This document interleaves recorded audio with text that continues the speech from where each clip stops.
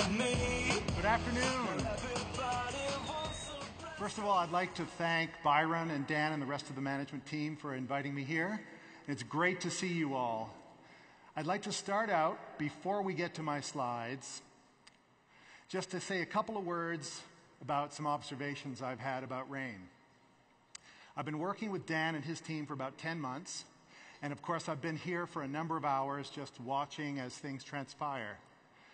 I've been working in the food and nutrition industry for 30 years, and I'm a student of business practices and a keen observer of what people do correctly and wrong.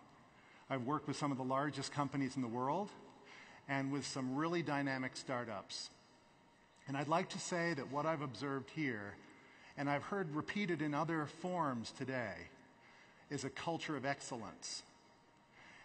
And there is another theme as well that we can see in the three words that we're using for this convention: discover, exceed, expand, that ties wonderfully into an exceptional branch of scientific research that's come about in the last 5 or 10 years, called research into positive psychology. And really it's what a lot of us practice already, especially those of us in successful businesses, but it's giving us a wonderful scientific foundation to validate some of those things we know.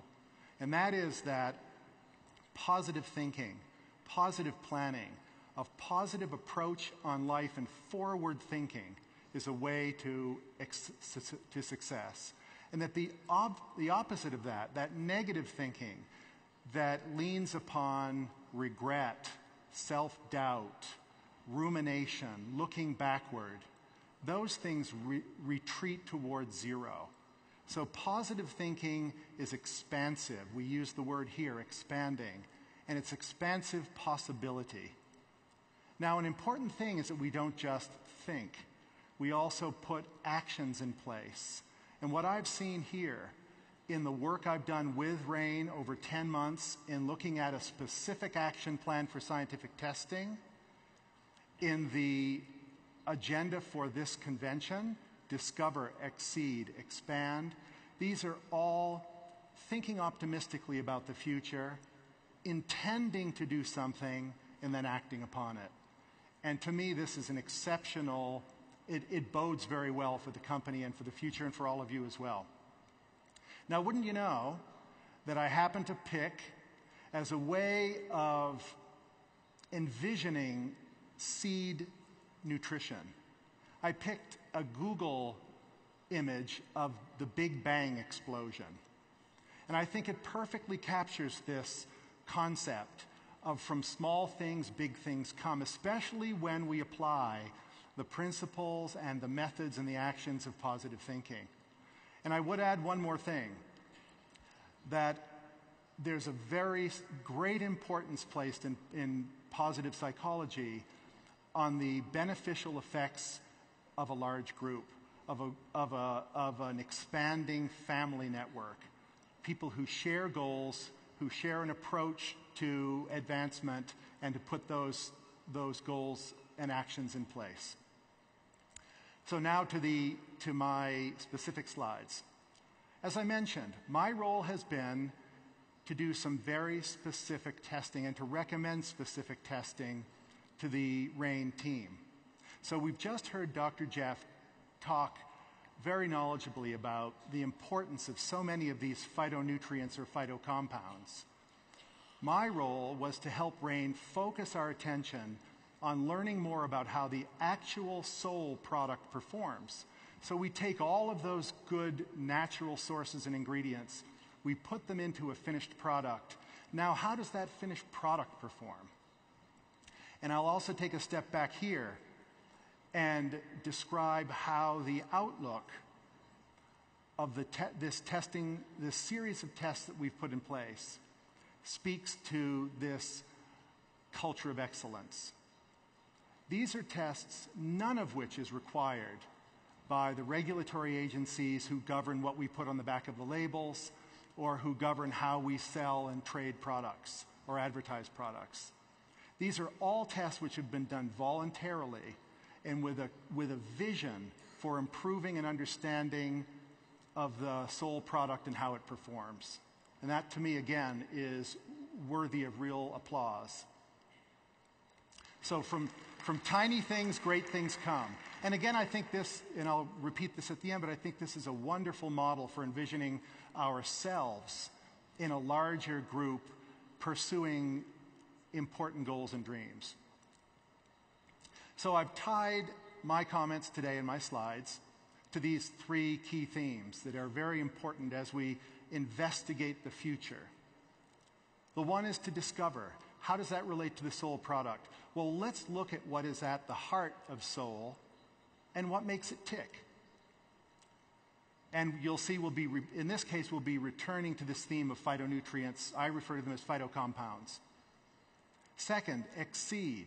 Let's look at how this testing protocol that we've performed over 10 months exceeds industry expectations and industry standards, which will, I hope, convey a great confidence to you in working with this product. And finally, expand. How do these tests expand our understanding of how soul works, how it helps us care for our bodies and optimize wellness and health? And perhaps also form a path of further investigation for the future. Every serving of soul provides us a balanced delivery of phytocompounds, phytonutrients, and antioxidants. Now, I can say this, but we can also demonstrate this, and this is part of what I'll be showing. And once again, rather than looking in general, in broad swaths at the science, the PubMed studies, the other published research literature that backs this up, we're looking very specifically at putting soul to the test in tests of importance and significance.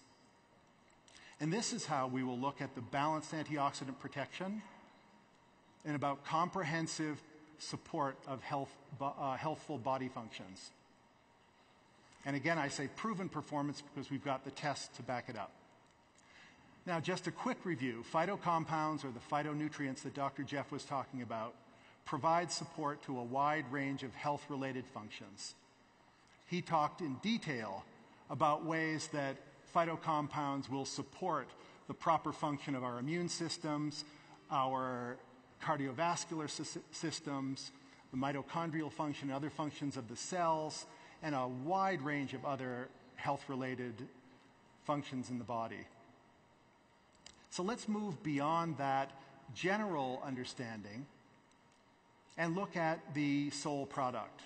Now, I've only listed 3 primary ingredients here, but what we see when we look at the specific ingredients that are going into the soul product is that we get a balanced distribution and coverage across 3 or 4 of these main phytocompound groups. Now, once again, in Dr. Jeff's comments, he described a number of different compounds and their compound families. There are thousands of phytocompounds in the various plant species that we use for nutritional purposes. But they often fall into some main compound families.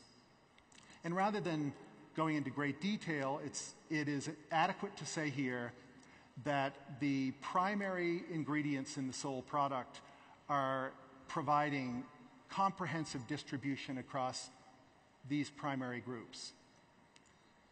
And I'll say something else that Jeff alluded to, and that is that whole foods, products in what we call their natural matrix, have shown to be far better for you than products which have been isolated, broken away, extracted from the way nature made them. In fact, 2 years ago, I worked on a major study with the Linus Pauling Institute at Oregon State in Oregon. They're experts in vitamin C and were begun by the double Nobel laureate Linus Pauling. And we looked at proving that a natural source of vitamin C can outperform synthetic vitamin C when looking at important human health markers such as inflammation. And it did. So this just supports common sense, that if you're removing something from its natural environment, it's not going to work as well. That's true for human being, it's true for other animal species, and it's certainly true for healthful natural foods. Now, once again, Dr. Jeff alluded to some of the important kind of superstar compounds that you can find in these ingredients. So for black cumin seed, it's thymoquinone.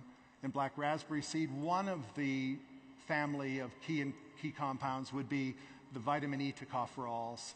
And in grape seed, some of the important procyanidins. All of which, again, are linked to studies that demonstrate their importance in supporting vital human health functions. And once again, keep in mind that we're looking at how these things all come together in the sole product to work on your behalf. So we first began by looking at antioxidant capacity. And we had to choose a test that made the most sense and was the most responsible test to use for looking at the antioxidant potential of sole. We didn't have to look far. We picked ORAC. I've been working with ORAC for over 10 years. But just last year, AOAC, which is an international governing body for methods, for analytical methods, selected ORAC as an official method for measuring antioxidant capacity in foods. And they said in their comments about that selection that a primary reason was its versatility in measuring antioxidants in a wide range of foods. So it was the obvious choice. There's another reason for that obvious choice. Its original inventor and its main advocate over 15 years of use in the industry was recently awarded by Thomson Reuters, or he was named, I should say, as one of the world's most influential scientific minds. This is a close friend and colleague of mine, Dr. Ronald Pryor, who for almost 30 years ran the USDA's antioxidant research program and was almost single-handedly responsible for bringing ORAC to the fore in consumer understanding and in building a very large database of ORAC values for commonly consumed foods. Now, he's done a lot more than that since, and most of that we'll return to because it's been involved in taking the research based on nutritional antioxidants and linking it to outcomes in human health. In other words, helping us translate what does an ORAC value mean when we actually consume the products that have high ORAC values. We'll return to that later. So what we know about ORAC 5.0. This was the panel of ORAC-based tests we used to test sole. It measures antioxidant performance against 5 primary radicals. These are 5 free radicals that are abundant in human metabolism. There are hundreds of others. These 5 primary ones are extremely important, are implicated in a wide range of health conditions that are caused by oxidative damage. And oxidative damage damages the proteins, DNA, and lipids in our bodies that are required for our bodies to function properly. And second, ORAC 5.0 is an industry standard for broad-spectrum antioxidant testing. In fact, it's the test that's most frequently used by the greatest number of companies and in peer-reviewed research studies. Now, a little caveat before I speak to these numbers. Numbers are not as important as what those numbers tell us about the direction and the significance of the test. Because any one number might change, and it's very important that we keep them in context. But let me tell you, so in the broader picture, let me tell you what these numbers mean. What they mean is that a serving of sole is significant in protecting against oxidative damage and protects against 5 primary radicals in a significant way. It's broad-spectrum antioxidant protection.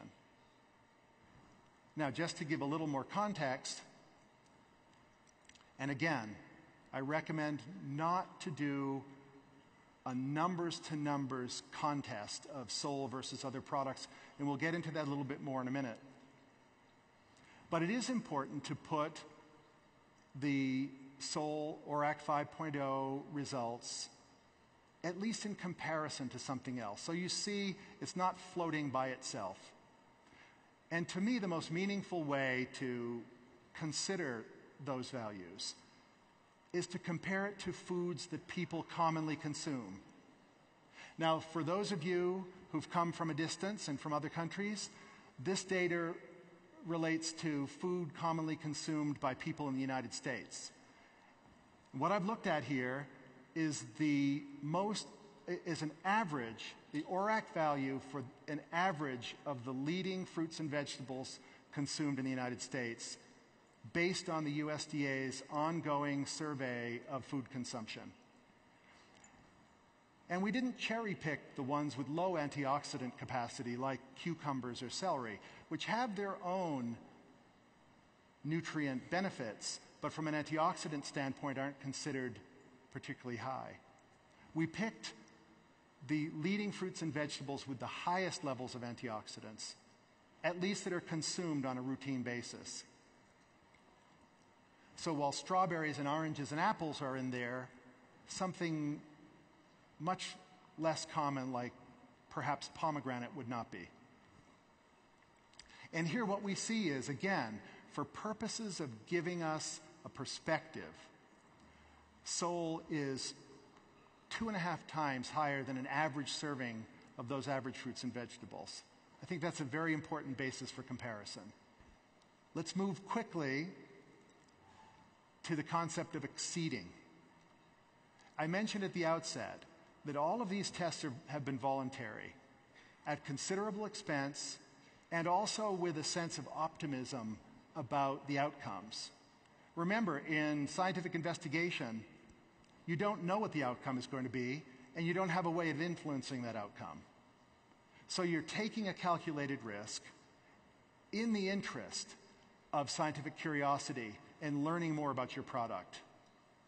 Many, many companies, in fact most, don't even pursue these paths.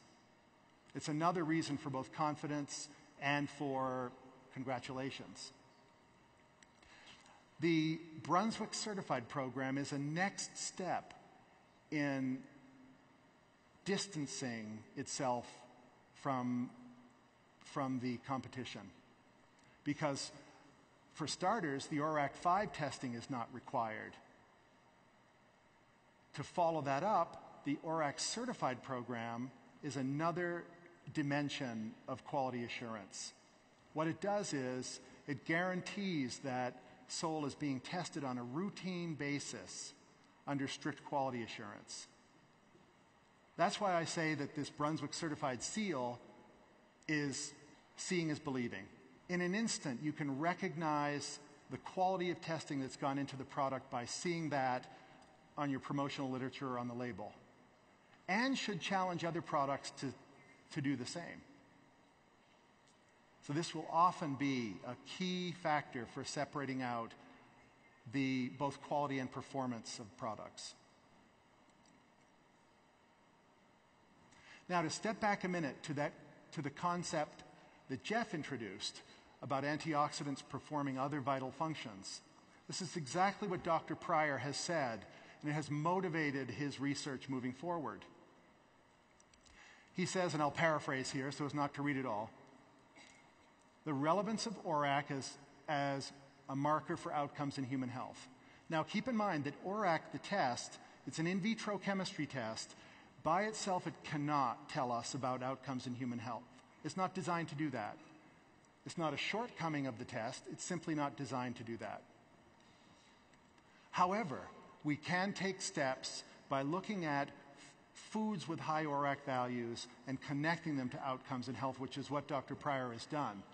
And what he points to here is that that research demonstrates that antioxidants are also significant in relation to other kinds of human health functions. And this is what we're going to explore in a minute.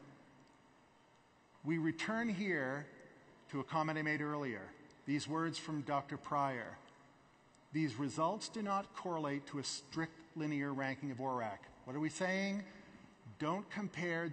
It doesn't mean that a higher ORAC value necessarily relates directly to a better performance in vivo. What we have found is that quartiles, the highest groupings of ORAC, outperform the lowest groupings of ORAC. And Sol resides in that highest quartile of results. And what Dr. Pryor has found in a seminal work that's called a meta-analysis. In other words, he looked at a wide range of studies that were related to the intake of antioxidant diets and outcomes in human health. And in many instances, these were what we call longitudinal studies that occurred over time with very large subject pools or cohorts. In one case, over 30,000 subjects were observed over 15 years. And this is what is extremely valid epidemiological research. And what Dr. Pryor discovered is that an increased dietary intake of antioxidants, as measured by ORAC, is directly correlated to support of important human health functions. So in this case, we can tie not only antioxidant intake in our foods, but antioxidant intake as measured by ORAC to specific outcomes in human health as based on a variety of long-term human health clinical studies. This is very significant. So what we're trying to do here is to tie the performance of Sol itself, not theoretically antioxidant ingredients or foods, but the product Sol itself to significant health outcomes. Another friend and colleague, Jeff Blumberg, who presently runs the antioxidant research at USDA from Tufts University in Boston. And again, to paraphrase, what Dr. Blumberg is saying here is that to understand antioxidants, we must recognize that they're not only antioxidants, they're also anti-inflammatory, anti-aging agents. So they do a lot of heavy lifting. They perform in a variety of ways. Well, if that's the case, then can we look at how they perform in an efficient way that gives us meaningful results? And the answer is yes. And being the curious and serious people that they are, the RAIN management team said, let's embark on that kind of study. Let's take the next step of investigation and see what we find. So we did. We took Sol and we applied it to 3 cell-based assays. Now, cell culture is a bedrock of biomedical research. It's a preclinical tool that's an intermediate, but it's a direction finder. It helps us understand by testing samples in live cell lines how they're likely to perform in vivo. It's a vital next generation test beyond ORAC. And we looked at an antioxidant assay, an anti-inflammatory assay, and an anti-aging assay. And here's what we found. This is the antioxidant assay. Let me interpret the numbers for you. There's a lot here that won't make sense, like micromoles QE per gram. That's simply a unit of measure, kind of like temperature or currency. And ask any economist to try to explain currency to you. All we need to know is, do your dollars work when you go to the store? In this case, what we're seeing, and this is on a cut portion of the Certificate of Analysis from Brunswick Labs, using Sol, not an ingredient, not some concept of a product, but an actual product with the cellular antioxidant assay, a result of 144. Well, what does that mean? Well, let's put it in context. The control means that the cells were exposed to free radicals without any protection. The average is the average of all other food and nutrition products tested by Brunswick Labs. And by the way, among those, I happen to know there are a number that are touted as high antioxidant products. And finally, there's Sol. So there, the importance is not the 144, but how does that 144 compare to other products that are important comparisons? So what do we take away from this? First, that the active agents in Sol are bioavailable in the cells. Because a part of this cell-based process is that in order for them to do some work, they have to be absorbed through the cell membranes first. Second, that we've seen that there's significant reduction of free radicals compared to other average antioxidant products. And third, that there's no cellular toxicity. The only concentrations we accepted in looking at the results were those that were completely safe to the cells. Keep in mind, this is a test, and the two following are done on the Sol product itself. Second, we looked at a measure of anti-inflammation. Lo and behold, what do we use? TNF-alpha, NF-κB. If you remember from Dr. Jeff, he talked about that repeatedly as a primary systemic marker of inflammation, well recognized in the research community. Now here, we're looking at a percentage of inhibition. So we don't need to put that number in context. We simply say that Sol was able to inhibit or reduce the formation of inflammation, in this case the formation of the protein NF-κB, by 33%. So there it is, just in comparison to the control, which obviously means you're introducing the inflammatory agent with no protection. And what do we take away here? Once again, the active agents in Sol are bioavailable.